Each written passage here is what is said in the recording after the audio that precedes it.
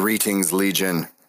As you probably know, we've been out of communication for the last couple of weeks. The reason being that Kenneth, Richard, and I all live in Texas and we're all hit pretty hard by Hurricane Harvey. I'm actually talking to you just on my cell phone because I have no power right now.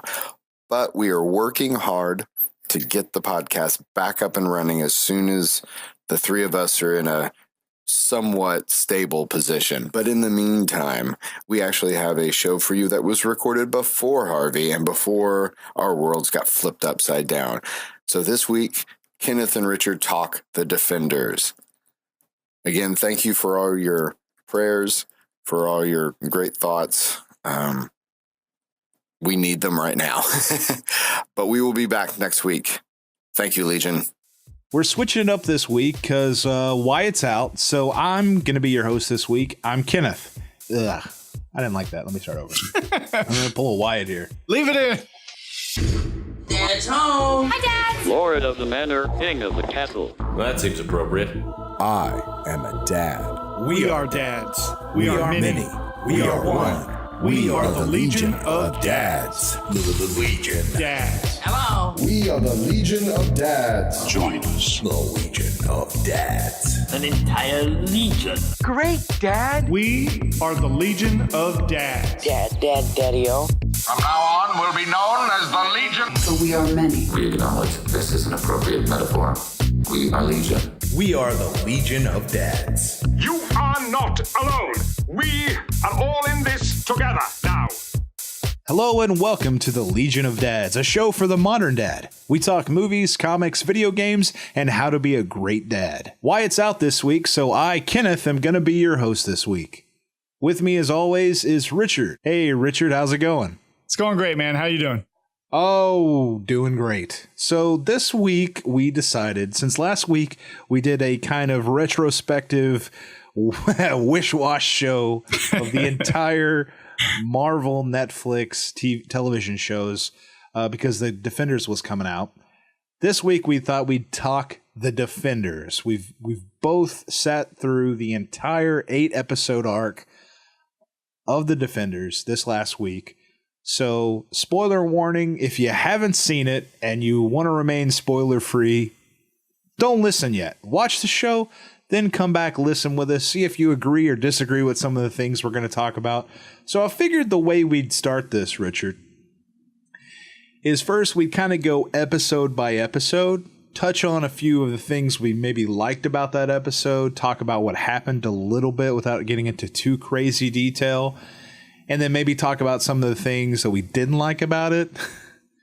And then kind of go on after we talk about each of the episodes, maybe we can touch on some of the overall things about the series, about whether an arc worked or didn't work, or something we felt it needed, or something that did really well.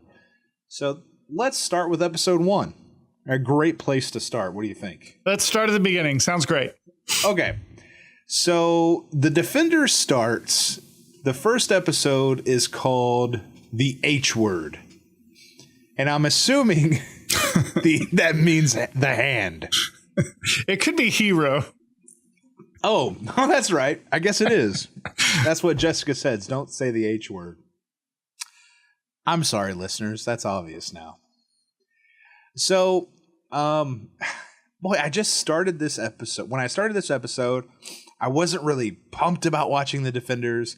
I just was like, I'm going to start it. No time like the present.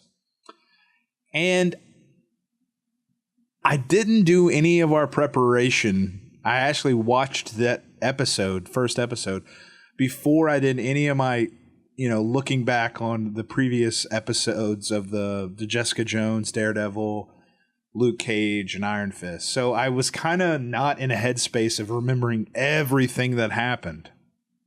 And when I started the episode, I kind of just felt like it did a really good job of catching me back up with who the characters were, not necessarily reminding me of what happened to them, to like every dot on every I and every cross on every T. But it just put me back in that head space of each character and almost each show. Yeah, I mean, I kind of touched on it last week when we had discussed our pre-Defenders shows. I had already seen, I think, 2 episodes. But yeah, the first episode does a great job kind of telling you where everybody is. Where did we leave them off? Luke Cage is in jail. Daredevil is being, he's on his own now. He's not with Foggy. He's just being a lawyer. He's kind of retired from daredeviling. Iron Fist was the one that I was, it was the newest series. I was the most recently familiar with that one, so I kind of knew exactly where he had left off, and I thought that was good because they kind of focused very little on him in the beginning. And I didn't need much of him because I knew exactly what he was doing. He's going around beating up the Hand, and but it was great to see, what's Jessica Jones up to after she's been doing her thing, and kind of like what I talked about last week. Each of these shows has their own style. We jump right back into it. Yeah, I thought that was a great, almost and I've seen a lot of it mentioned online, is the color grading. Yeah. For those of you that aren't familiar, the color grading is just a fancy word for the color correction or the color of a scene, whether it's tends towards blue or orange or green or red, whatever color that, is that scene is, whether it's in the whites. And I felt like this first episode, even more so than some of the later ones, really did that. When it would cut to Luke Cage, everything felt yellow and warm. And when it cut to Iron Fist, everything was green. When it cut to Jessica, everything was kind of blue. And just kind of, and Daredevil was kind of red and gritty. It almost felt like there was more grit to the scene in terms of it. And I thought I did a really good job of that. And even the transitions between it. Exactly, yeah. There was like these fast cuts of what it felt like little New York snippets or something. And we're catching up with some characters we haven't seen in, 3 years. I mean, it's been a while since Jessica Jones came out. Yeah, so you've got Jessica Jones characters, Trish, her longtime friend, her her building mate. What's his name again? I don't remember. He was the drug head, but it turns out he was under the influence. Spoiler alert. He was under the influence of the Purple Man. But he's always been like a buddy sidekick. Yeah, I'm just looking up his name real quick because I don't want to leave anything else. And I think that he was like at the time in Jessica Jones, kind of one of these characters that came in at the beginning and then left and then came back at with a really big deal to the overall, for her, that character was important to her. Yeah. His name is Malcolm. There you go. So you get kind of caught up on those guys. You get caught up on Foggy Nelson, Matt's friend and old partner. You get caught up on Karen Page, who is their old kind of office manager or secretary in their old law firm, who's now a reporter. You get caught up on Misty Knight, who was kind of the lead detective in the Luke Cage storyline. And a little bit of a love interest, yep. Yeah. You also get caught up on Elektra a little bit. Yep. And do we see Claire in that episode? I believe we do, obviously, because Luke gets out of prison. Yeah. We see. That's right. We see a lot of Claire in that episode. So she's been waiting for him. So they have their own little, little romp. They destroy a kitchen table. And then you're also introduced to Colleen Wing, along with Iron Fist, who's kind of like his love interest, but also, a little badass in her own right. And they've been traveling the world, defeating the Hand wherever they find it. So I thought that as a first episode in terms of this, that I didn't think the episode had much for substance as far as moving forward the plot of its own devices. I mean, it introduced Sigourney Weaver's character. Mm-hmm. I don't think it told us her name. I don't remember it, but it kind of introduced her. and you obviously got the idea that she's affiliated with the Hand and that she's running the show in some way. And she's definitely high up. Yeah, no doubt. Turns out she's one of the fingers, as we later find out. Yeah. One of the 5 fingers of the Hand. Now, she's meeting with like Madame Gao, and you've kind of always thought, well, Madame Gao's got like... Exactly. We thought Madame Gao was the leader. It turns out that Alessandra, or is that right, Alexandra? She is the true leader of the Hand. Well, and I think that in terms of, we'll get into it in the later episodes, they kind of talk about there's 5 fingers of the Hand, the 5 heads, and these were all at one time in Kunlun, which is where Iron Fist learned how to, his training in this kind of other dimensional world. Not even a world, it's just a city, but in the comics it's almost like you can only get to it every so often, so I that's why I say other dimensional, but I guess it's just a hidden city on Earth somewhere. Yes, this Brigadoon, if you will. And basically there was 5 people who wanted to leave Kunlun and leave the teachings of the Iron Fist. So what do they call themselves again? I believe their organization is the Chaste. But no. That's Styx's organization. Okay. The monks? Yeah, I forget what they call them. All right. Well, whatever. It doesn't really matter because they leave Kunlun and they basically start the Hand. And you come to find out that they've kind of been going for, centuries. And the Hand has been long been rumored to have this great power, which is a power over death. And so you come to find out that these guys have been living throughout the ages, almost setting up their organization, embedding it deep within governments and nations. I guess for their own purposes.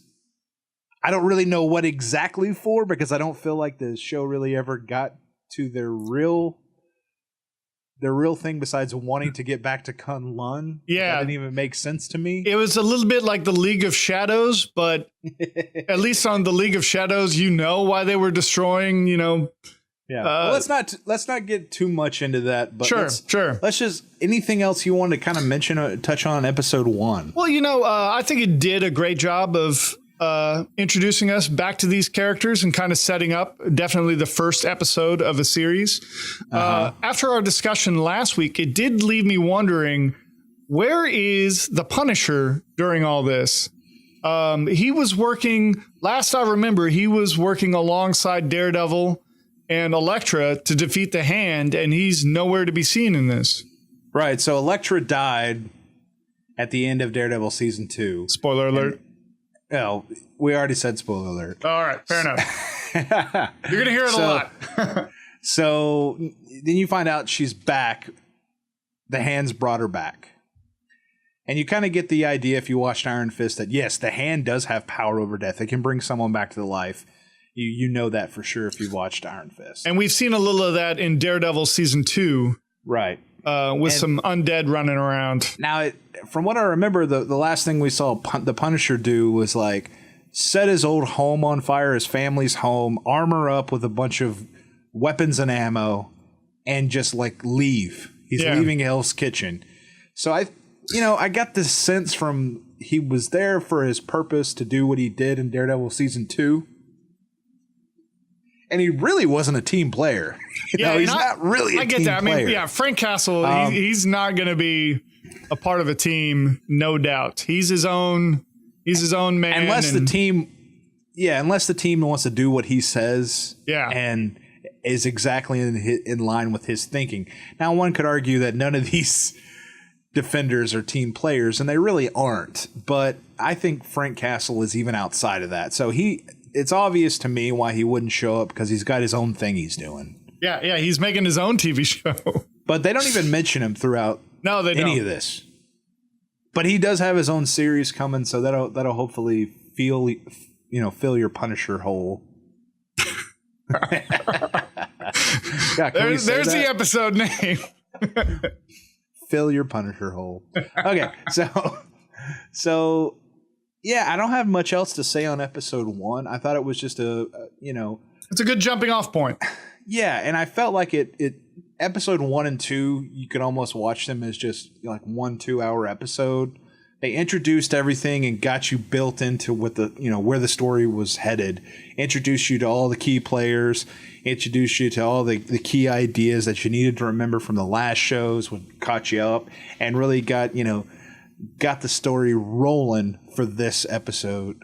For this miniseries. By the time you reach the end of episode 2. So moving on to episode 2, the title of that episode is Mean Right Hook. Yeah. So I guess that's obviously in reference to the first meet up of Cage and Iron Fist. Yeah, guess who's right hook? So in what you find out about Luke Cage is he tries to get himself involved in what's going on, and a bunch of the young guys in Harlem are taking work after hours and getting themselves caught up in something. What's great is this is kind of like Kevin Smith's analysis of the Death Star, that, you have a lot of low-level contractors that are working for the hand. Like these guys aren't evil. They've got a family they have to feed.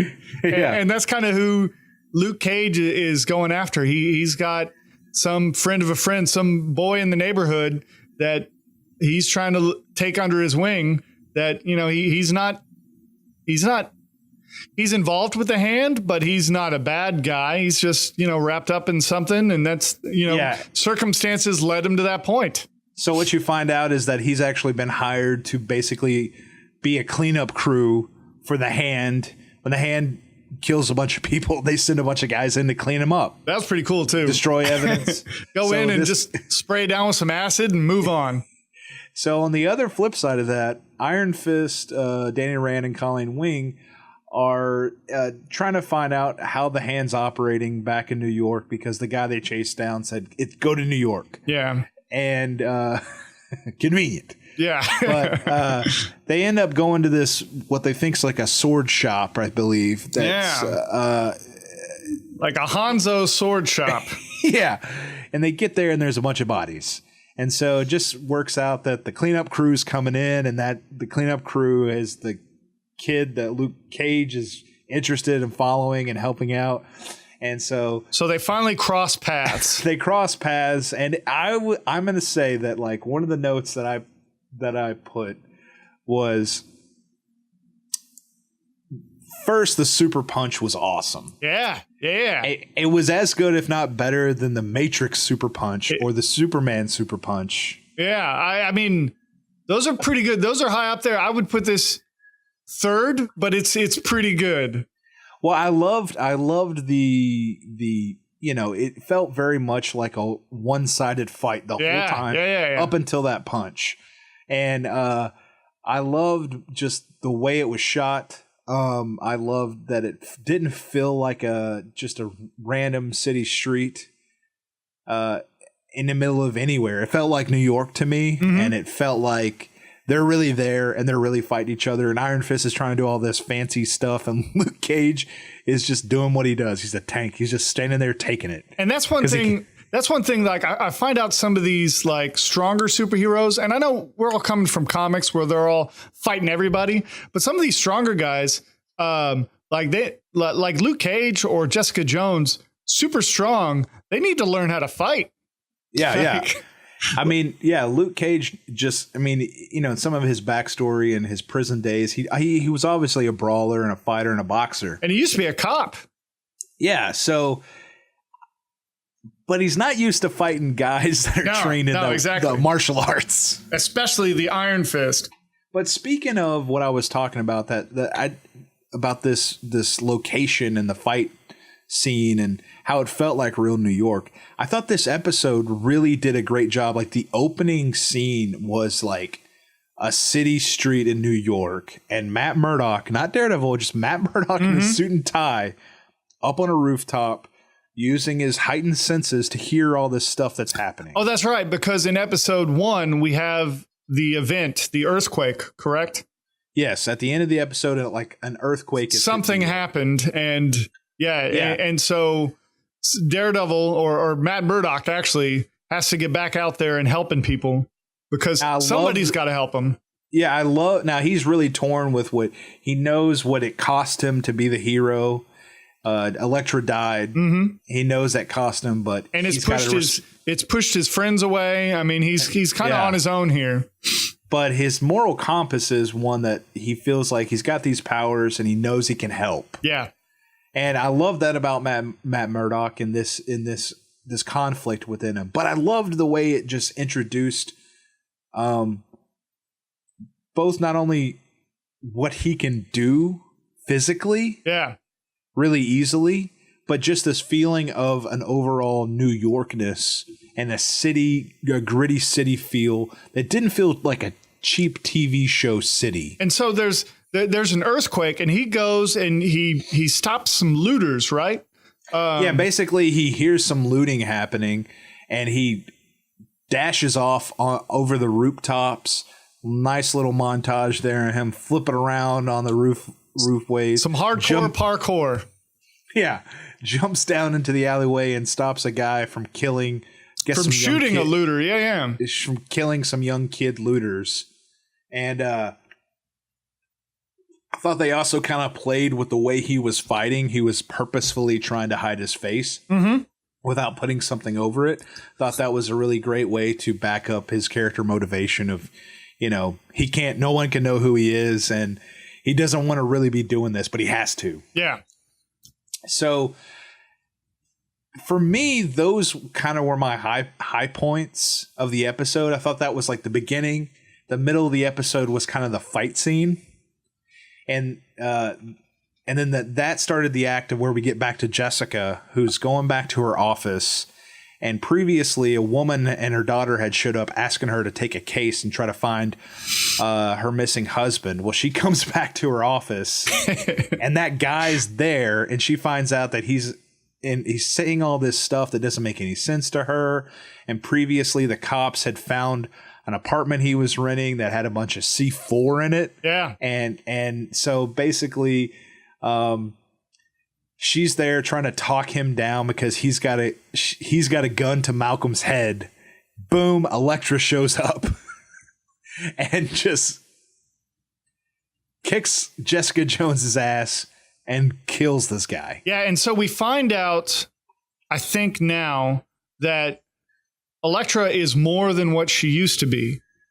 And we've kind of seen a little bit of it. She's able to sneak up and disappear on Iron Fist, but this Elektra has more powers than we saw her before she died. So it seems more powerful in all the way around. Yeah, this resurrected Elektra there's something else to her. Something else is going on.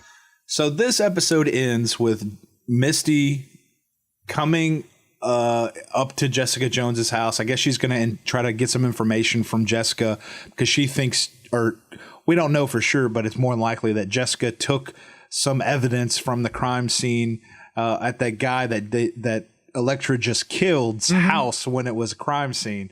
So it just so happens that as Jessica is coming out to chase after Elektra, Misty's there and she arrests Elektra for the murder of this body that they found in her place. Well, Jessica Jones, but yes. Sorry. And one thing I have to say, like I really enjoyed episode 1. I really enjoyed episode 2. I love the dialogue between all these characters, like them meeting for the first time and just I love Jessica Jones. Like her attitude about everything is great. And she's a perfect counterpoint to everybody running around in costumes and whatnot. Yeah. Well, the episode ends with her in an interrogation room and Matt Murdock walking in saying, "Don't say another word." And she's like, "Who are you?" And he says, "I'm your lawyer, Matt Murdock." And I kind of smirked when that happened. I thought it was another good high point. That was great. The show. Yeah. So moving on to episode 3. This one's titled Worst Behavior. And I think that this may be my favorite episode of the whole series. Oh, okay. Maybe this one and the next one together. Yeah. I definitely enjoyed. I was enjoying. We were on an uphill roller coaster ride, and I was enjoying it. I was enjoying the ride. So everything kind of comes to from where we're gone here. The hands moving forward. It starts off with explaining how Elektra's back, who she is now, why she's more powerful. She doesn't quite remember everything about her former life now that she's been brought back to life by this magical chocolate syrup that the hand has that they put in a giant gravy boat for her to lay in. Yeah, and they do a training sequence with her versus some ninjas, and then like a bunch of ninjas, and then and you know, and then they cut off the lights, and they cut the lights off, and then she's like beat up 20 guys, and I mean, on one hand, that's an interesting way to do it. On the other hand, it's kind of a cop out. Yeah, no, I think it. But see, what's another fight in a show that's all about fighting to me? So I understood why they did it, and you know, I think that it wasn't to show that she could beat up that many guys. It was to show how quickly she could do it. Yeah, I mean, she was a ninja that bested 20 ninjas, and like 6 seconds. Yeah. So this is also the episode where, if you're familiar with Iron Fist, you know that Colleen Wing, who is Danny's love interest, has a kind of a training friendship with Claire, who's Luke Cage's girl now. Now, Claire, played by Rosario Dawson, has been in all of these, just like she's kind of the glue that's been holding these people together, and it's always been like, oh, I know a guy you need to meet. The Agent Coulson. Yeah. So finally, those two ladies get together and say, look, we got to have our guys meet.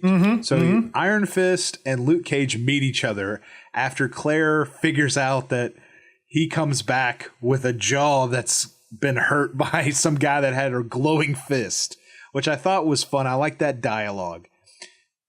But my favorite dialogue of the episode is a little 4 lines between Luke Cage and Iron Fist when they're in Colleen Wing's dojo.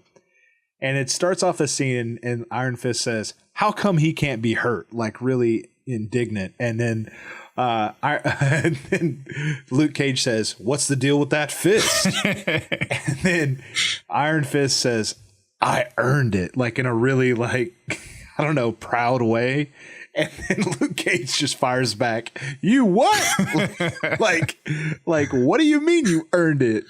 And I laughed out loud at that moment. I thought it was a great little character moment, especially knowing that like in the comics, these guys are like really good friends. They're partners. They handle the street level thugs, as you would call it, together. And they've been doing that for years in the comic world, kind of been partners. So it kind of was a warm, heartwarming moment to think that like, okay, we know what these guys could be together. They're going to be good friends, but it's fun to see them bicker right now because they don't know each other. And it was good because, you know, Luke Cage, I mean, he comes from the streets. He comes from Harlem, the neighborhood in Harlem. And Danny Rand is an entitled rich boy. So, of course, they're going to have a conversation like this. Yeah, yeah. And also, you still got to keep in mind that they're playing up this fact that Danny Rand hasn't been adulting. You know, he left when he was a kid. He doesn't know the real world outside of being a kid. And he was treated like, I guess I would figure a monk would be treated, always being told when to do what and how to do things. And, you know, and get beaten for it. And get beaten for it. Like he explained it in this series. So he doesn't do much adulting. And so the way he acts a lot in the next episode too is a little bit like you would think a young kid, like a teenager would act when someone does something he doesn't like. A little hot-headed at first, not so hot-headed, but just the way he talks. Yeah, especially. Yeah, and you kind of better get used to that with the Iron Fist. Yeah, you get a lot of that. Now moving just past that scene, there's a scene, and I thought it was the beginning of what I called the waste. What I'm going to say is the waste of this entire series. And that is, it's the beginning of it. Claire and Colleen sitting in the room that Colleen sleeps in the dojo while Luke and Danny are sitting out and meeting each other. Talking about, wonder what if they're going to get together. I forget exactly what they were saying, but that's the point. I forgot. Like, it didn't even matter. And all I could think was like, not only is this like terribly written, it's terribly acted, because like you could tell the girls didn't see the value in this scene either. Yeah. It was like dumb. And I thought that was the beginning of Marvel's Netflix series wasting all their great supporting actors and actresses sitting in a room talking about what's happening to other characters. You're right. And the one thing I took away from that, now the one thing I'll give you, or give them actually, is she says a line about how that thing with the dragon is pretty crazy. And I was like, yeah, that's what somebody would say. Like that whole dragon thing is pretty ridiculous. But this does begin what I eventually, like, you call it the waste. I called this, and this really kind of comes into play in episode 5 and later on. I called it the parade of sidekicks. Yeah. And look, Claire, Rosario Dawson's character, has always been like one of the characters in these shows that's like got not only a purpose, but a drive to do what her character wants. Like, she is very forward thinking. She's always there like, oh, I'm going to help you, or we got to go do this, Luke. Mm-hmm. Like, she's always out there. And Colleen was one of my favorite characters in the Iron Fist series. I mean, she was just like really take charge. She had a great little story with her students, and, you know, always be responsible with what you learn here, and how she went off and then did other things with it, and how she was trained by the Hand a little bit and groomed to be part of the Hand. So I thought that her story was great. I really liked the actress in the role, but I just felt like this was the beginning of the end for all those sidekicks to have and even like Misty Knight's character, even though she's involved in like being a cop. And there's parts of some of the episodes that take place in a police station. She just sat around like either asking a question or explaining to somebody else what's happening. And it's a complete waste of not only the character who, you know, is a big fan favorite, but the actress, I believe her name is Simone Missick, Misty Knight. She is just great as that character, and she's just relegated to like exposition. All these girls are, and exactly. Foggy too. My note I wrote down was that, and I wrote it down, and we'll get into this, of course, later on, is that in episode 5, after the parade of sidekicks, it gets real talky. Like, just everybody is like, what's Danny and Luke Cage up to? Cut to Claire and Michelle just talking about feelings and how strong each other are, and how brave the other one is, and whatever. And then you would cut to, you know, Karen Page and Foggy and them talking about their feelings. And then you cut to Trick. Like, it was just, it's a theme that you're going to hear throughout the rest of the series. Well, it's just like they could have figured out something better for those characters to do. Kind of like in episode 2, Jerry Hogarth showed up. Mm-hmm. Yeah. Played by Carrie-Anne Moss from Matrix fame. She like approaches Jessica Jones, says, hey, you need to leave this alone. And then she later tells Foggy to keep an eye on Jessica Jones. And I don't think that ever went anywhere. Not only did that not go anywhere for me, like, I don't know why that scene existed.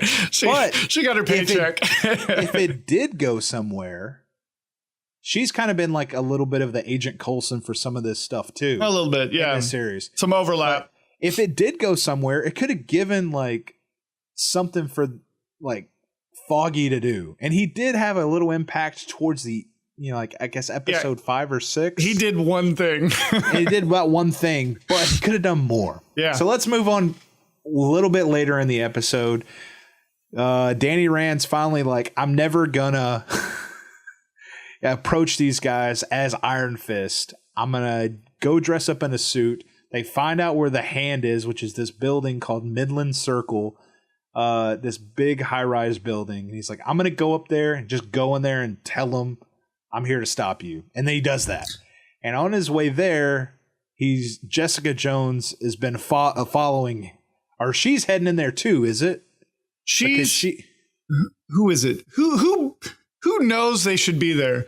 Yeah, she's following an investigation, which has led her to the ground floor, and she's like, her investigation has led her to Midland Circle, and Daredevil is following her, and or they've both wound up in Midland Circle together. They both have a good reason to be there.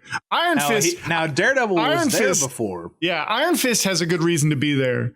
Luke Cage is the one that shows up out of nowhere just because he's got a buddy that was a lower level in the organization. He had no reason to be there except it was convenient for the plot when he showed up. And I didn't care.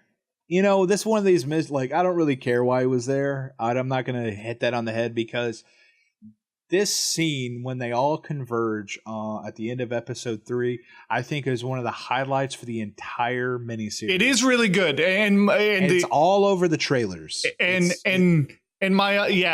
would say, you know, Luke Cage, he's got no reason being there. But who cares? He shows up at the right moment, and everybody, it's when everything hits the fan. I mean, you've got ninjas, you've got guns, you've got Daredevil doing his thing, Jessica Jones doing her thing. I mean, everybody's... Matt Murdock's there with Jessica Jones's scarf over his face, and they keep telling him how much he looks like an idiot. They would, and it's so great. It's one of those moments like in the Avengers, when you put these two people in the room, of course that's how they're going to react. Now, also, I believe,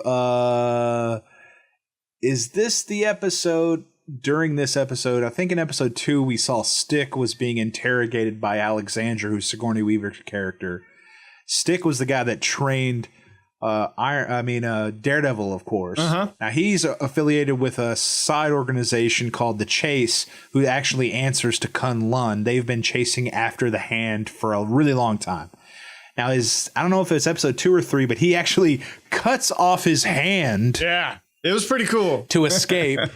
I don't know if that's the Star Wars reference from like the MCU movies, because every MCU movie almost has someone losing an arm or a hand in reference homage to Empire Strikes Back, or if it's a reference to the Hand.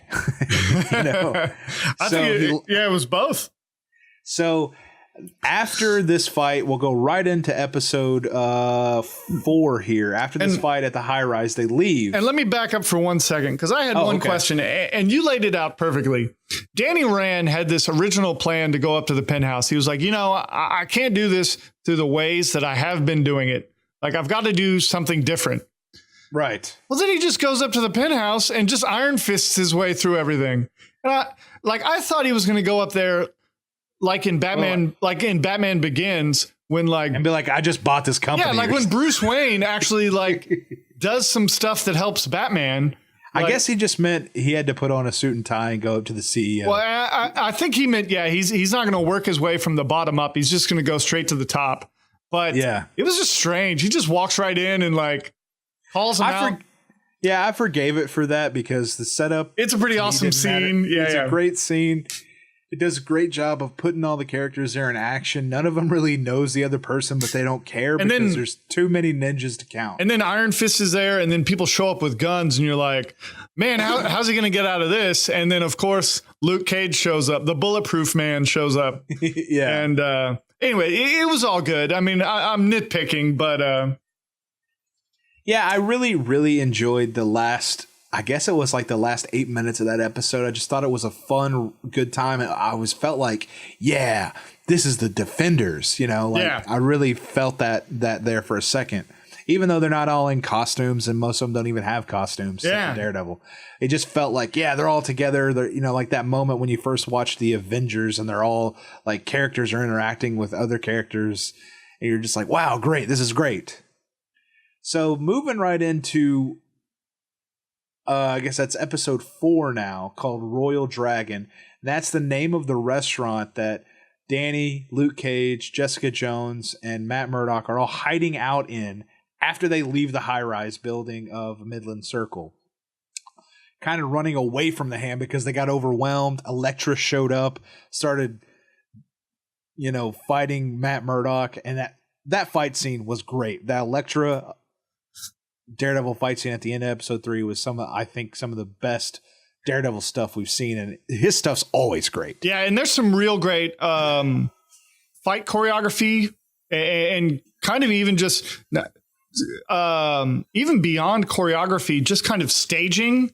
I mean, because you've got 4 guys fighting at the same time, and there's a lot of like 360, like somebody's fighting over here, 2 guys are fighting over there. What's Daredevil up to back here? So there's a lot of like long shots where you get to follow this just chaos going on. It's pretty cool. Yeah, and they have that opportunity because they have to have like 4 people in the fight all the time. Plus, you can't just put one guy up against Luke Cage. You got to put like 10. Yeah. Okay, so this episode mainly takes place entirely at the restaurant for our main characters here. And we've seen this restaurant before it must be a Daredevil episode, huh? I'm not sure about that. Because I think they stormed into there was a Chinese, there was an organization that they were trying to turn against the hand. I believe we've been to this restaurant before, but that's neither here nor there. Okay. Well, at any rate, they're there for most of the episode. Got a lot of character interaction. While I thought some of that was like not the most eloquent, some of it towards the beginning, I thought it was fun. Mostly when right before they decide to stay there, all the stuff about like Matt Murdock wanting to, like, it's time to go and he doesn't want to take off his mask. That was pretty well done. And mostly them bickering, I thought was good. Yeah. Some of it ran its course and they just kept going on with it. And I really enjoyed, like, it was up until this point where I thought we were going to have the opportunity to finally see a Marvel, Netflix, or even just anyone in the Marvel Cinematic Universe who would have an alter ego, have to hide their identity. Up until now, Tony Stark has announced he was Iron Man. Captain America has always been Steve Rogers. Thor is Thor. He doesn't even have an alter ego. I mean, Bruce Banner, I guess, is the only one, but they know everybody knows who everybody is. Luke Cage doesn't hide who he is. Nobody does, except for Daredevil. And I was like, man, this is going to be a cool dynamic to bring to the team. Like the one guy in the entire universe. And I mean, this could have even been, I guess the only other one, to be honest, now is Peter Parker. But because I thought this could be building up to, potentially we could have a Civil War moment where the unmasking of Daredevil. But with all that buildup going on in this one episode, it's undone in 5 minutes when he decides to reveal his identity to the rest of the Defenders. So this episode not only spends a lot of time with like that kind of stuff, like where is it going to go? Our main characters spend a lot of time talking about what they're gonna do, and finding out the history. This episode focuses a lot on kind of who the Hand is. It explains some of the stuff we talked about earlier in the episode. And this is when Stick shows up, huh? Stick shows up and basically does the thing where he explains how the 5 fingers of the Hand left Kunlun because they wanted to use the power that Kunlun had to live forever or stop people from dying. Yeah. And it kind of, I think this is maybe the episode where we learn, or maybe I forget which episode we learn Sigourney Weaver's character's name, Alexandra. Yeah. But she's had several names over the year. Maybe it was the previous episode 3. But it goes on to kind of a little bit of introducing officially the characters that are involved in the Hand and getting a little beyond what we saw in episode 3, which really focused on Elektra and the ninja training. And basically, I think there's some questioning going on with terms of how to handle things internally in the Hand. And now Styx escaped from Alexandra's grasp, and the Hand is questioning her about it. So he shows up at the restaurant and basically gives them the rundown. But it has I like episode 3 and 4 the best, but this episode introduces one of my things that I can't ever not see. Once I see it, I see. And that is the terribleness that is Stick's severed hand. And I understand it's a television budget. Or lack thereof. He can't have a green glove on and then paint out every frame that he's in. But man, it is just like there's a nub, but his sleeves way up high and it's bloody. And it's just, you can tell that it's just his hand wrapped up to look like a nub. And I understand with budgets and things like that, you can't always have these grandiose effects, but man, just hide it a little bit better. Yeah, just put it, wrap it in front of him. Like, and sometimes, like, you had mentioned this to me earlier in the week, and I tried to ignore it, but it seemed as the show progressed, this became more and more pronounced. Like, yeah. At one point, he was getting up off the ground and his nub bent where his wrist would be, except he cut his hand off at the wrist. So he had it looked like Stick had a second wrist under his, it got ridiculous. Okay, so basically at the end of this episode, after our characters have been talking for a while, deciding that they have to do something about the hand, and Stick reinforces that, Alexandra shows up to the restaurant and says she will spare New York, that what's going to happen to New York, like, what'd she say, like Pompeii. Mm-hmm. She listed a few other major cities or, cities throughout history that have had great disasters. This is about to happen in New York, but she will spare New York if Iron Fist, offers himself up to her now. Obviously, with the character we know of Danny Rand, he's not going to do that. So one thing I want to mention is, and I guess this is kind of a tangent, but one thing that got real old to me real quick is Daredevil's reaction to Stick. And perhaps a lot of it, and maybe it's been a while since I've seen Daredevil 2 or season 1, and perhaps it's justified. I know he's made him do some terrible things that Matthew Murdock doesn't agree with. But after a while, I just got tired of Maddie. It just kind of, I see what you're saying. It's just a little one-dimensional. Yeah, he's got this knee-jerk response. It doesn't matter what Stick says. Don't trust this guy. And maybe it's justified, but man, it got old real quick. I can see that. Like I said, it just felt one-dimensional. And one of the things we failed to mention in this episode is that while everybody's sitting in the restaurant with Stick talking about what should be done, Jessica Jones, which I love, was just like, nah, screw this. I'm not a team player. I don't want to get involved in any of this BS. I'm leaving. And she does. And basically, she tracks down the guy who died in her house and office, his family, and realizes that they're still in danger and all this stuff like that. And at the very end of the episode, the hand begins to descend on that restaurant after Alexandra shows up. And Iron Fist rejects her offer. And that's where we leave the episode with that she's going to return to help. It was a pretty good cliffhanger. A pretty good cliffhanger. Episode 4. So episode 5 starts, called Take Shelter. We're still at the restaurant right now. The hand converges. Guns. And descends upon guns everybody. Blazing, swords drawn. I mean, they're throwing everything at the defenders. And rightfully so, Matt Murdock kind of does a offshoot and tries to isolate Elektra because she shows up on the fight too, because she is now Black Sky, the savior, if you will, of the hand. Mm-hmm. And I thought this big fight scene was a little lackluster for a couple of reasons.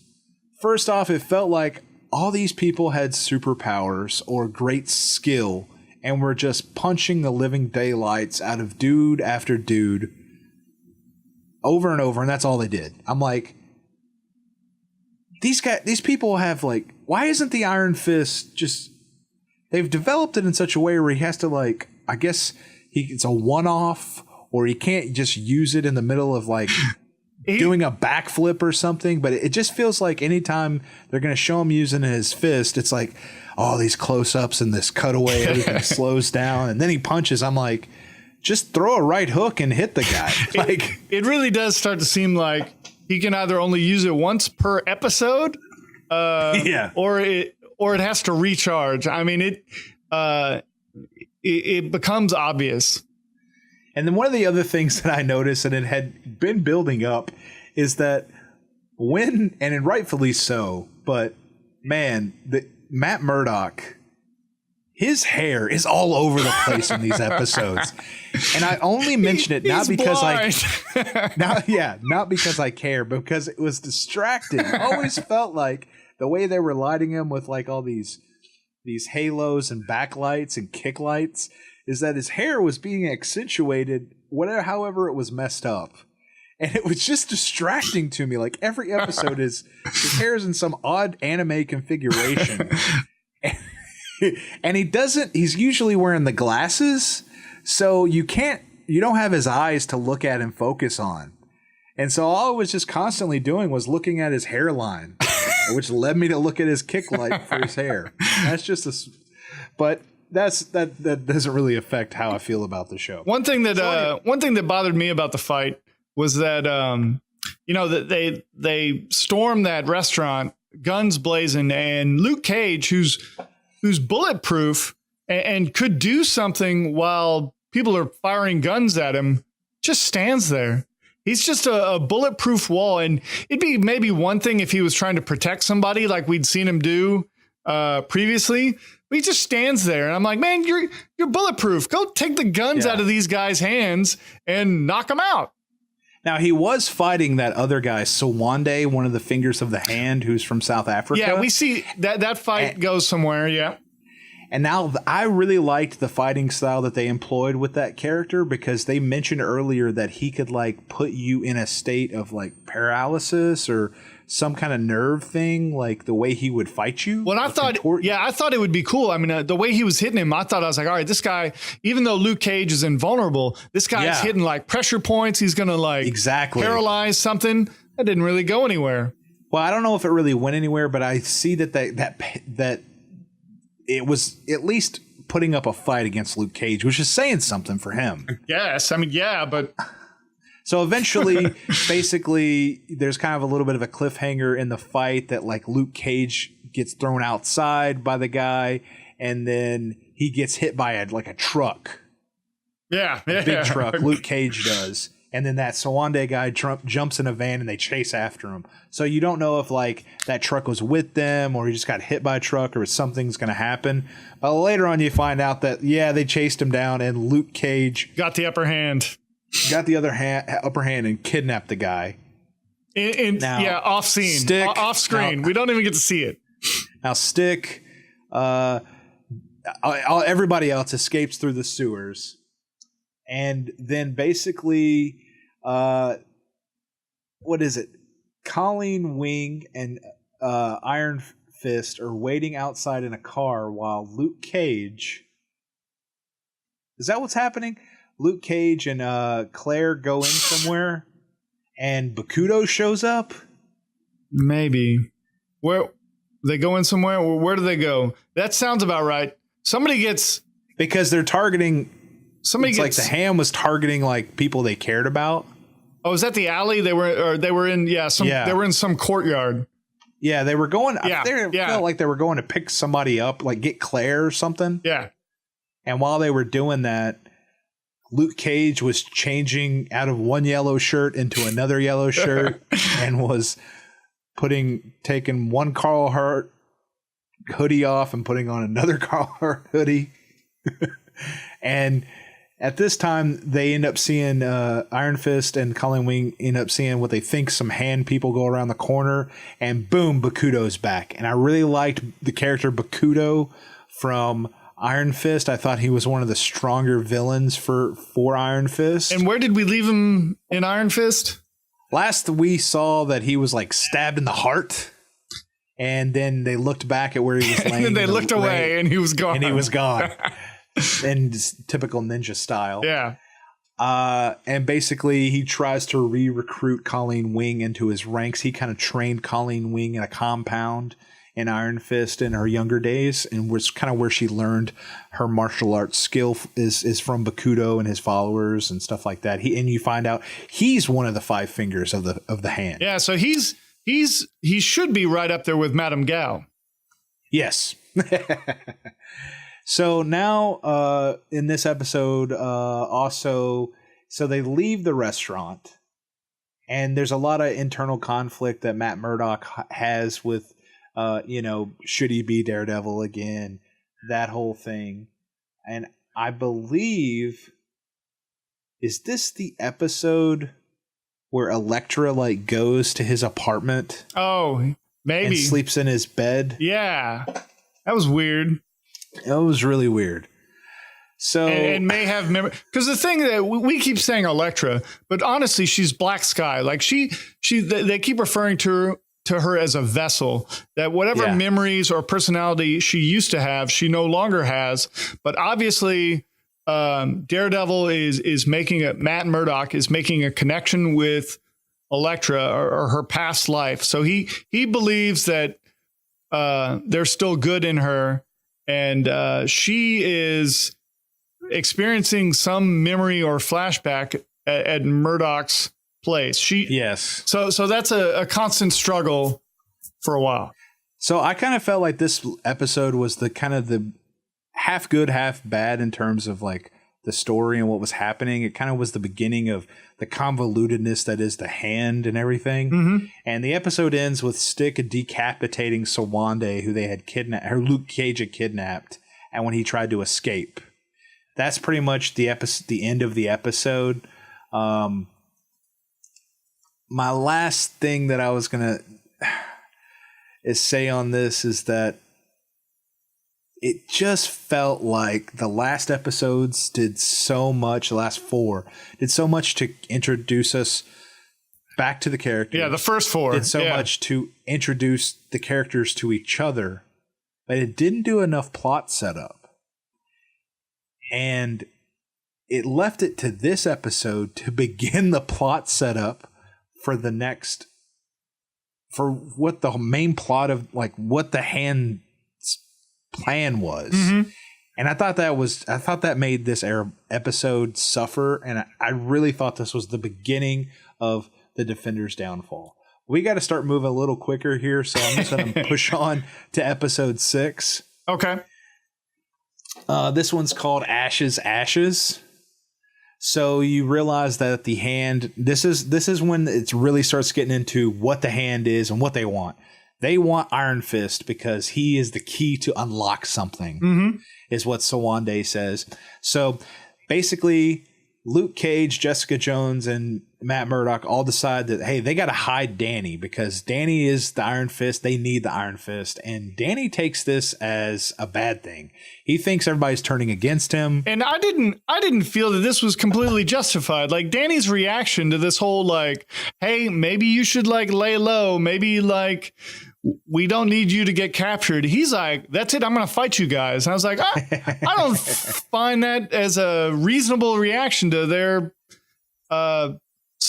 their recommendation. Now, I felt like they also mentioned the hole in this episode again because they mentioned this is when the plots kick high gear going into what's the hands after. Mm-hmm. And so this is filled with a lot of the other fingers of the hand questioning Alexandra. And they finally kind of really definitely explain, the hole is down under the building. And that's what the hole that was at the end of Daredevil season 2, the longest long game of plot ever. I don't ever think they really thought that's what it was going to be, but I don't know. But anyway, they kind of all split up. They leave Luke Cage to watch Danny tied up because they knock him out with Stick. Well, and one thing I want to mention is at one point, Danny Iron Fists Luke Cage in this episode. Oh, yes. And there is a huge concussive blast that knocks everybody back. Yeah, that was pretty cool. Yeah, that was cool. Why didn't it happen the first time? With that mean right hook? I don't know. Maybe there's different levels of who knows. I don't know. I'm guessing. Go ahead. But it plays up into something happens that in the finale that he uses that concussive blast to like knock everybody down again. Yeah. So I guess they were like, he's got to do it at least one time before this. So I guess it's just a power. So basically, the stick decides that, hey, he's going to have to kill Danny. That's the only way to keep Iron Fist from doing whatever they want to do with, the Hand from doing whatever they want to do with Iron Fist. So he basically lights some crazy incense that he's immune to that knocks out Luke Cage. And then he goes to kill... What is it? Iocane powder? I don't know. He goes to kill Danny and then boom, Elektra shows up and all of her badassness. And then right as you can see the smoke's about to get to Danny, before he passes out, he sees Elektra shows up. Jessica Jones and Matt are coming back from their own little investigation into what was the deal with the guy that died in her office in the building. They find the blueprints. His magic piano. And his magic piano, which I think when he sat at the piano and he played a little ditty, I think he played the theme song to the show. Oh, yeah? A couple of the notes of it. Huh. Go back and listen to the theme song and then listen to the notes of that he plays on the piano. I could be wrong, though, but it sounded very similar to me. So then they show up.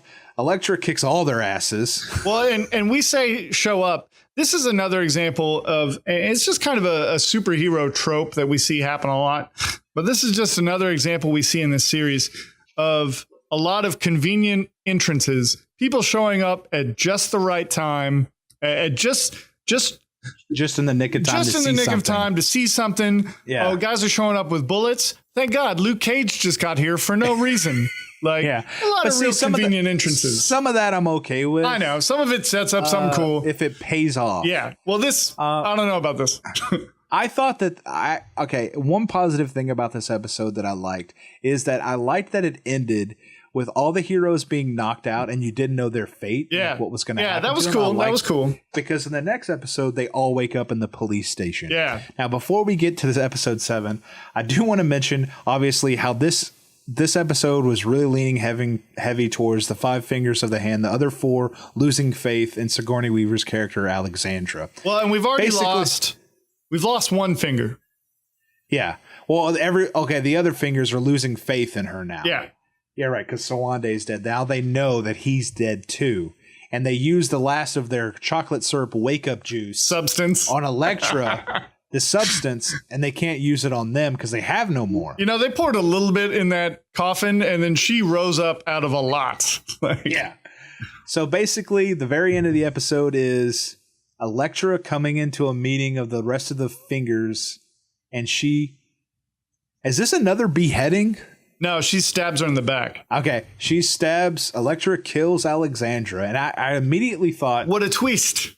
Why? Why did we even need her character? She did it just because she told her to kill Daredevil. She was like, walk out of frame, murder. But like her purpose is useless. Which one? Alexandra. Yep. Like, she played no active role in the heroes finding. I mean, Jessica Jones did find out that, yes, she owned stake in all these other companies since the 1800s. She changed her name. It's the same handwriting in the A's. All of her names, fake names, started with an A, and now she's Alexandra. Mm-hmm. That never paid off. Like, none of it matters. That's right. Although, like, in the grand scheme of it. That being said, I really enjoyed Sigourney Weaver in this series. Yes, but I'm pissed that they killed her. Yeah. That she should have at least made it to the finale. Mm-hmm. Because when she showed up at episode 4 at the end to say, hey, come with me now and I'll spare you New York.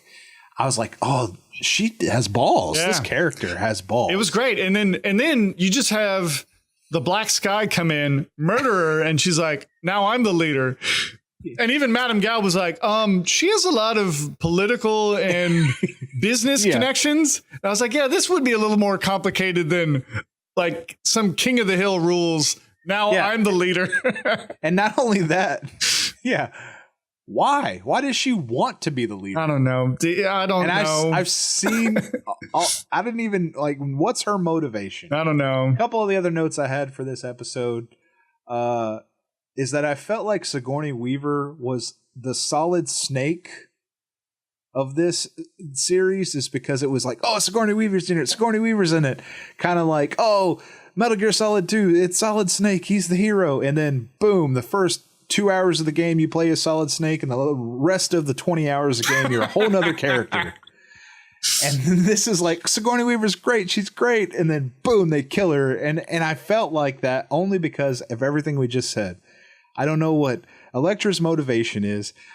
It didn't make any difference that Sigourney Weaver's character was living or dead with any of the information they found out, except I liked having Sigourney Weaver in the show. Yeah. Okay, I agree with you. On to episode 7, Fish in the Jailhouse. This is great because all of our characters wake up in the police station. Luke Cage, Jessica Jones. Well, they wake up in the police station, but they wake up in the police station because they've all been knocked out. They've been discovered in the same building with a dead body. Well, and we've overlooked a decapitated body and a dead stick. Yes. Now, like 2 dead to clear bodies. things up, Iron Fist has been taken by Elektra. Yeah. So they don't know where he is. She's at the hand headquarters, which we later at Midland Circle. So basically, the episode is spent with the Defenders, what's left of them besides Iron Fist, kind of explaining to the cops that, hey, they need to go take care of something, essentially. And the cops, which I felt like the detective was like, oh, hell no, you better get used to the inside of a jail cell. And then Misty Knight was like, another waste, was just like, yep. I trust him. And he's like, okay, this better go somewhere. And then he left. Yep, there's a lot of that. And then this is just more of the parading of the sidekicks. After episode 5, it's just parade the sidekick. Every other scene, you get like my notes is, why are Claire and Colleen even in this miniseries? They at the next episode, they actually do something. Which is great. They do. But up until this point, they serve no big purpose. But they could have. They're great characters. So then they basically break out of the police station because they feel like something has to be done. Colleen Wing goes in the evidence locker, gets a bunch of explosives that were left from the guy that Jessica Jones was investigating's house. It was real easy, real convenient. And they had found out that he wanted to blow up Midland Circle. He was the architect. He knew where the points were in the building, the pressure points, if you will, to take down the building. which we'll come back to that later.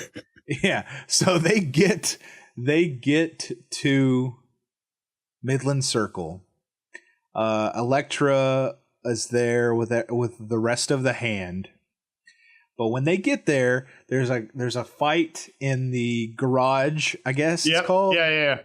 It's got Madame Gao fighting, who has some crazy like force powers, which I think's pretty cool. Yeah. Bakudo and this other character, the Japanese guy, Murakami, who I think was a pretty good character. I love that he talked Japanese to everybody and everybody understood him and spoke back to him in English.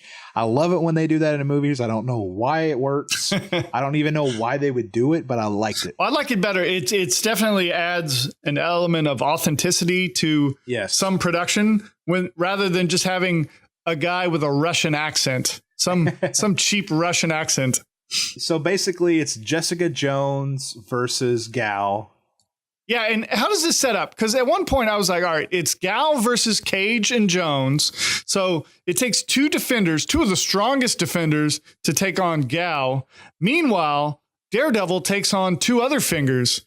I thought it was more Bakudo was fighting Luke Cage a little bit too, and then Murakami was mainly fighting Daredevil. But there was a little switching around. There was some switching around, and I think Madame Gao was taking like hits to the face with pipes. Yeah. and at this point, I want to say that like even though like we've kind of praised some of the fight choreography earlier on, at some point it gets a little chaotic, and I did start to lose track of who's fighting who and who punched who. You can hear us talking about it now. We don't really know. Yeah. It ended with a literal bang, like. Oh yeah. But that was Bakudo struck the ground with his sword, sparked up some gas. Yeah, they told him to light it up. Yeah.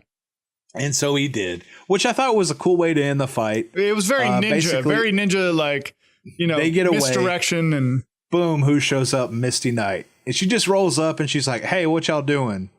And which I thought was fun, but she's like, how long do y'all need? And then they go up into the building and leave her there because the cops are right behind her. Yeah.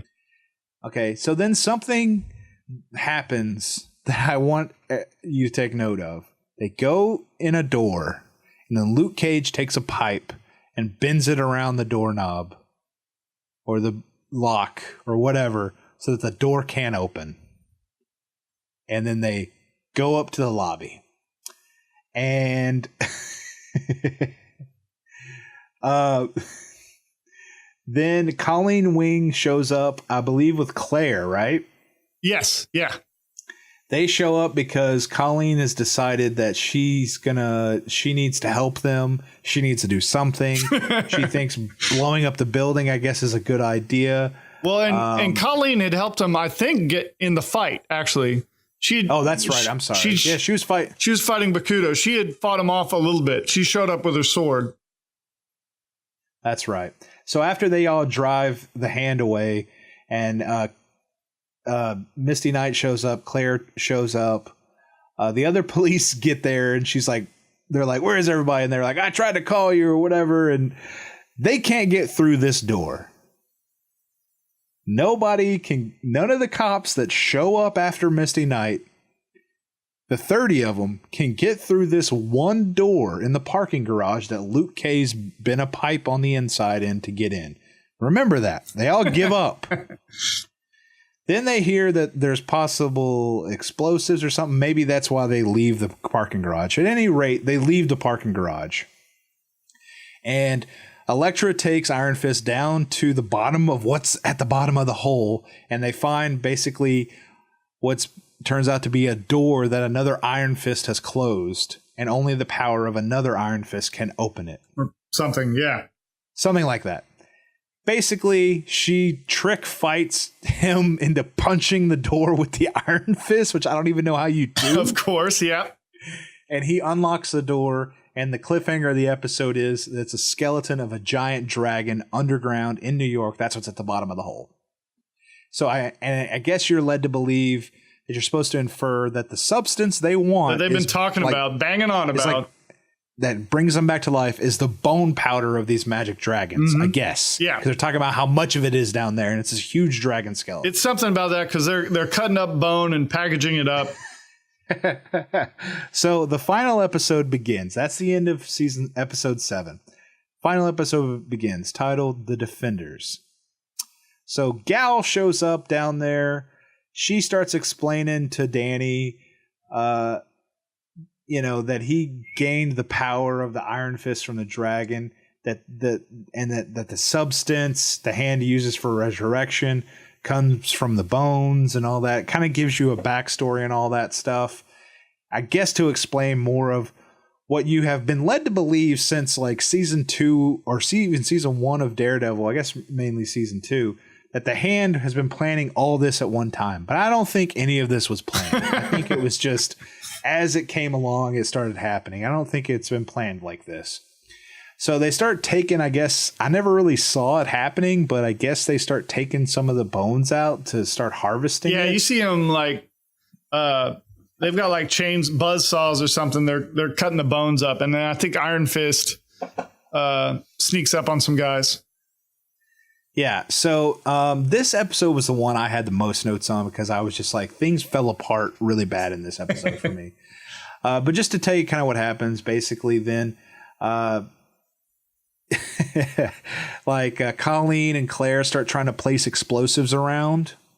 And before this happens, before they start placing the explosives, it's Colleen, Claire, Luke Cage, Daredevil, Jessica Jones, all in the lobby deciding if they should blow up this building or not or do whatever. Yeah, if it's going to be an act of terrorism. One of the most positive things that I thought happened was that I liked that Luke Cage was basically like, I'll only do this if not one single innocent person gets hurt. And I liked that. I thought that, that was something his character would say. And And I liked that he was the one that said it. You know, the big, strong guy that can't get hurt doesn't want anybody to get hurt. I liked that. That was a real positive thing for me. So that leaves Daredevil, Jessica Jones, and Luke to go down or find it behind a magical tin wall, an elevator to go down the bottom of the hole, because Daredevil can hear everything, which I'm okay with Daredevil hearing. Yeah, they do a pretty good job of that. I liked that aspect of everything, while Claire and Colleen plant bombs to blow up the building. Then the police figure out that there's bombs there because Claire gets a call from Misty and they have a girl talk about what's happening while Colleen is confronted with Bakudo, which I thought it was a cool little fight scene. Yeah. But there's one point in it where he gets shot. Yeah. And he just walks it off.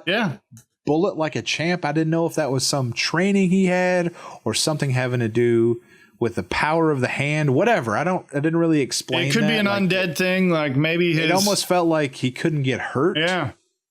But they did cut off the other guy's head, Sawande. Well, maybe that's what it takes. Maybe it takes beheading. Yeah, I don't know. So pretty good little fight. Nothing terrible, but nothing grand about the Colleen Wing Bakudo fight. I didn't give Bakudo much to do. Like I said, he was one of my favorite characters from Iron Fist. I just liked the philosophy of his character that he was preaching to Iron Fist. But none of that popped up in this. So they just had a nice little fight. And then one of the most audacious things that I thought this series did is that Misty was just like, okay, I'm going back in the building. She walks to the very same door that 30 cops getting through, puts 2 slugs in it, and opens the door. Like, what? That's how doors work. So after you find out that Claire and Colleen's entire purpose for this show was to be Team 2, setting up bombs, while the real superheroes are fighting other people with powers.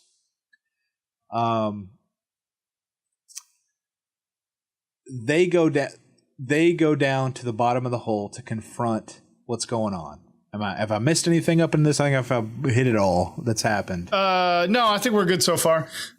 The one thing that I would mention is that, they have to ride the slowest elevator to the bottom of as they're like, well, it's 30 stories and it's sneaking up, and I'm using air quotes. Construction elevator. Sneaking up on the bad guy in this one elevator in the middle of a hole.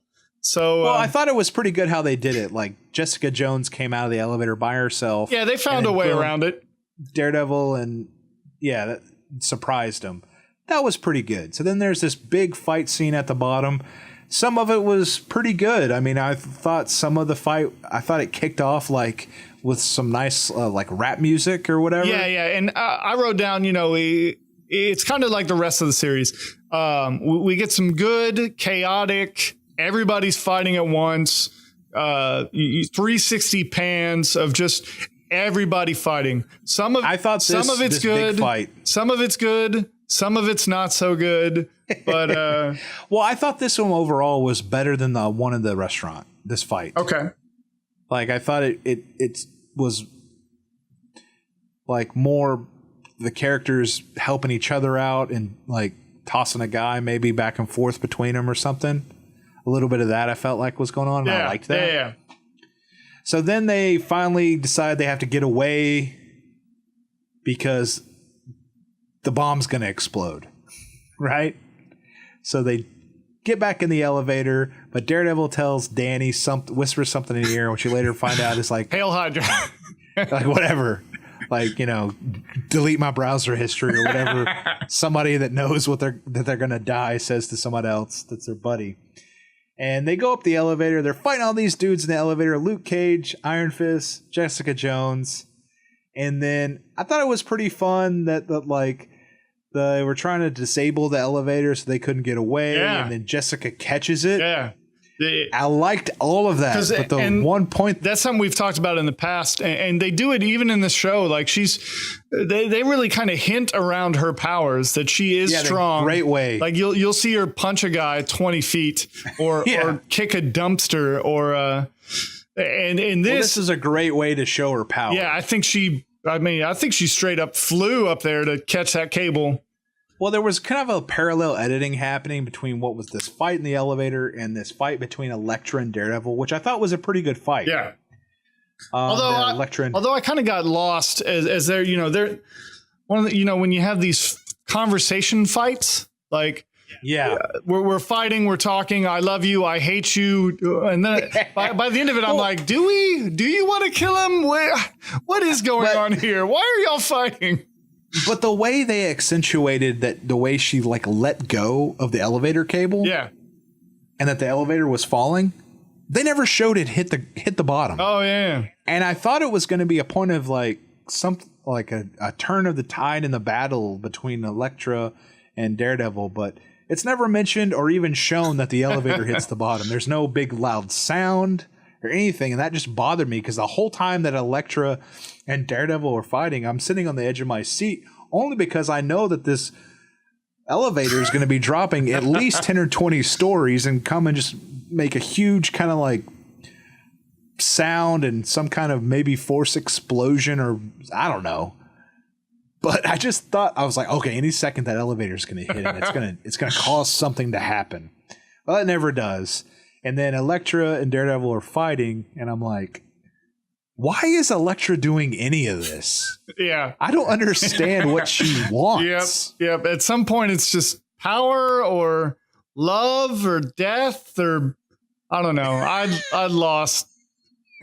I mean, so then the building we were better off with Alexandra as our main villainess, and then now we just get a bland. Imagine Sigourney Weaver fighting Daredevil in a dark tunnel. That would have made more sense to me here. Yeah. So anyway, the building explodes. Everybody gets out. They know Daredevil's down there, and he doesn't care if he lives or dies at this point because he's so infatuated with Elektra.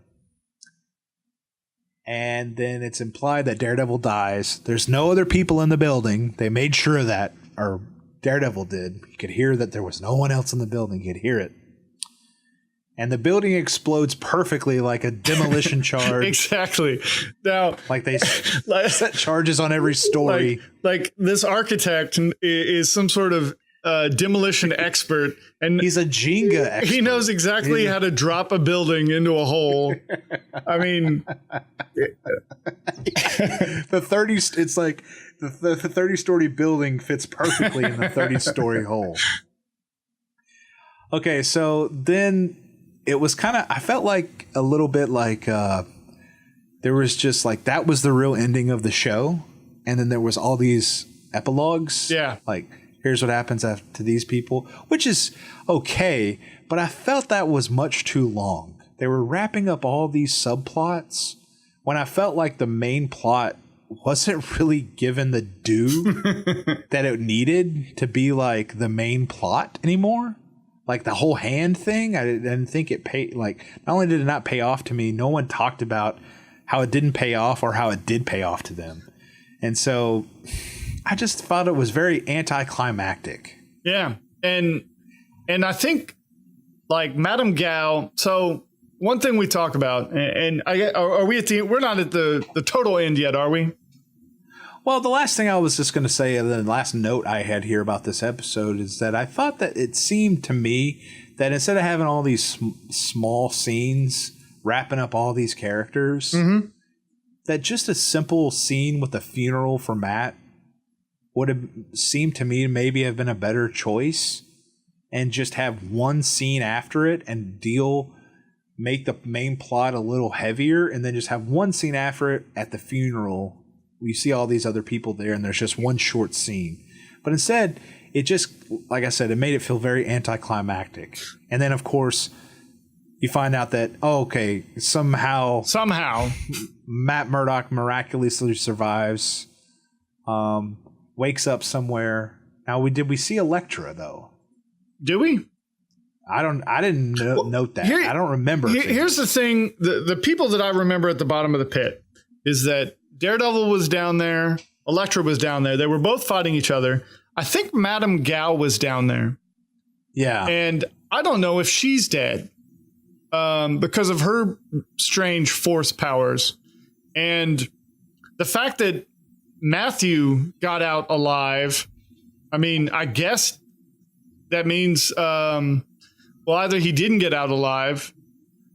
Well, I don't know how he got out. I mean, no, we don't know yet. Everybody could be alive. Everybody could be dead. Everybody could be brought back from the dead. So let's wrap it up. Let's talk about what we think, good and the bad. Go. What's the good of this show? What's the bad, Richard? All right. So the good of the show, I really enjoyed the first 4 episodes.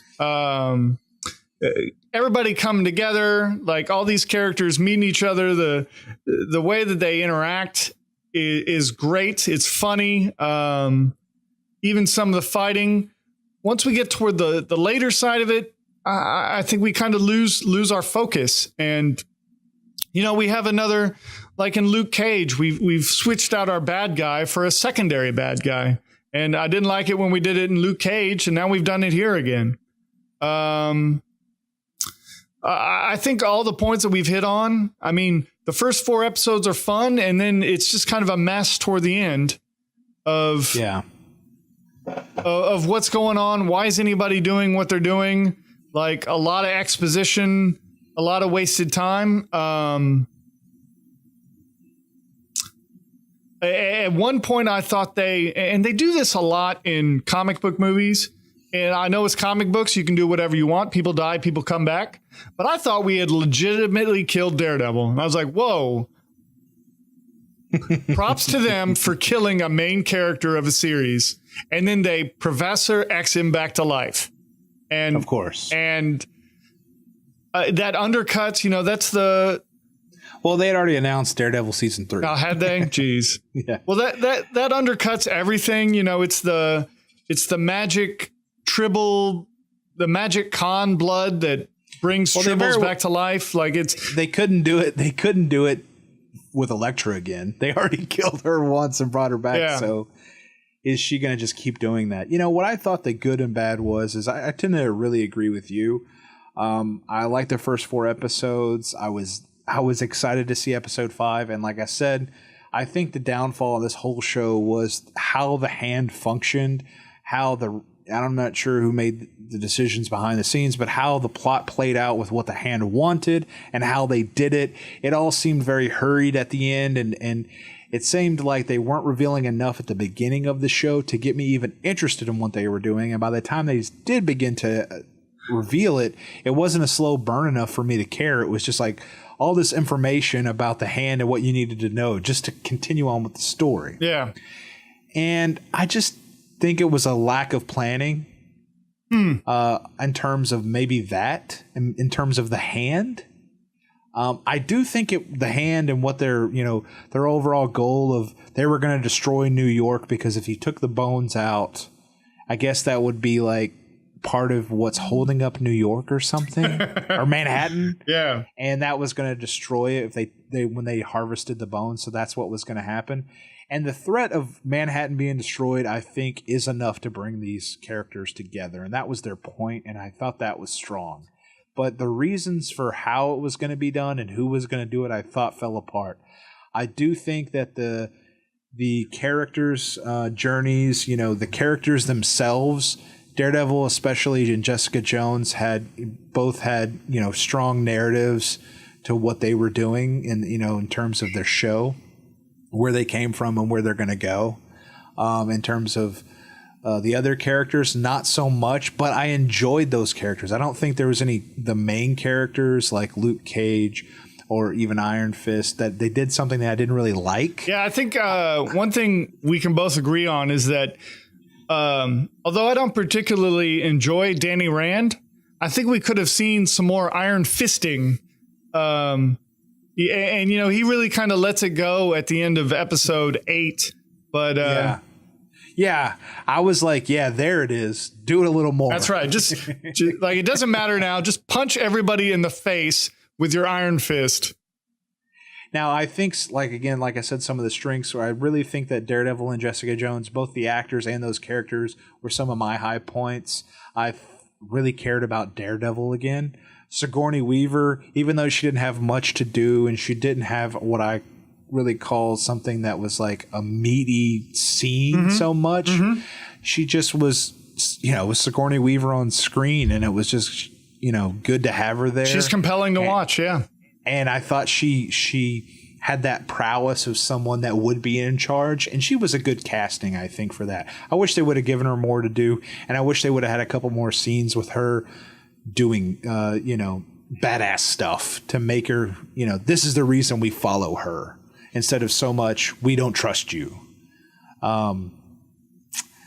But I'm really unclear about not Daredevil, Elektra's motivations. Yeah. Why she would even want to, I guess she wants to live forever. I don't know. Maybe she wants to take him down because she was originally trained and raised by Stick, and she still wants to see the hand fall apart. But I don't know. I mean, it just felt like I didn't care anymore about why either. Yeah. But I cared that Matt cared.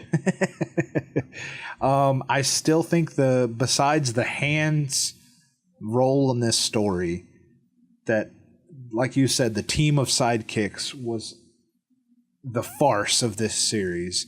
All those actors and all those characters all had great things to do in their respective other series. Yeah. And they're all noteworthy actors. They're all noteworthy characters that mean something. And to relegate them to sitting around talking about other characters is BS. Yeah. I thought that there could have been much more reason for them to doing something. I think I hate to say this, if you cut out some of the stuff of them in the first 4 episodes that was just slow building character moments for our main characters, the stuff I actually liked, you could have had more room for some of the other characters. And if you started to plug in some of the stuff about the hand earlier, more besides, this person's in charge and this person's in charge or whatever, actually the narrative of what the hand was up to, I felt like it would have worked better too. That they spent a lot of time explaining, Jessica digging up Alexandra, who she is from years gone by. It's like that didn't even come out to mean anything. That was screen time that could have been used somewhere else, even though it was good to watch Jessica do something. Yeah. Detective about. But I think in terms of our characters that we love, Jessica Jones, Luke Cage, Iron Fist, and Daredevil, that I think this is going to be one of those shows that you kind of got to watch to see what their characters learn from it. And hopefully it's going to set them up for season 2 of their own, season 2 of Jessica Jones, season 3 of Daredevil, season 2 of Luke Cage, and season 2 of Iron Fist. And hopefully their characters have grown from this, experience. And I think that's what I can say is the best thing about this. That hopefully they're not the same characters we left at season 1, and that they've grown. I mean, I don't really know what else to say. And we can finally put away this hand nonsense. Can we? Hopefully. We'll see. Hopefully. Season 3 of Daredevil. Season 2 Iron Fist. Okay, to wrap it up real quick, we got our 2 last little segments. One, our recommendations. My recommendation this week is for a universal remote. I actually have 2 of these at the house. It's the Logitech Harmony 650. I've had a couple of the Harmony series remotes, the Harmony 1 and one other one. This one is one of their cheaper ones. Now, if you go to Logitech's website, it retails for about $80, but I think you can get it on Amazon for like $45, or you can even get a refurbished one. I think I have a refurbished one.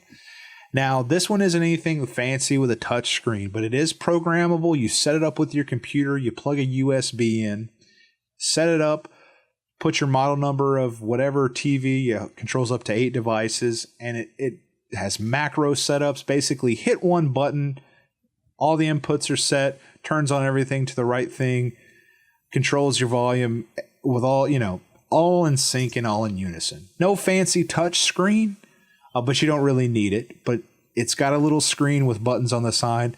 Not a rechargeable battery like some of the more expensive models. It is a AA battery, but sometimes that's more convenient.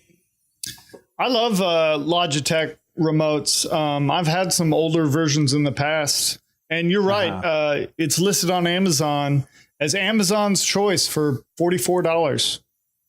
Yeah, I have 2 of these at home, one in the living room and one in the bedroom, just to, between Apple TVs, Roku, and one in the bedroom. All right. And for the lady. Yeah. It just makes things easier.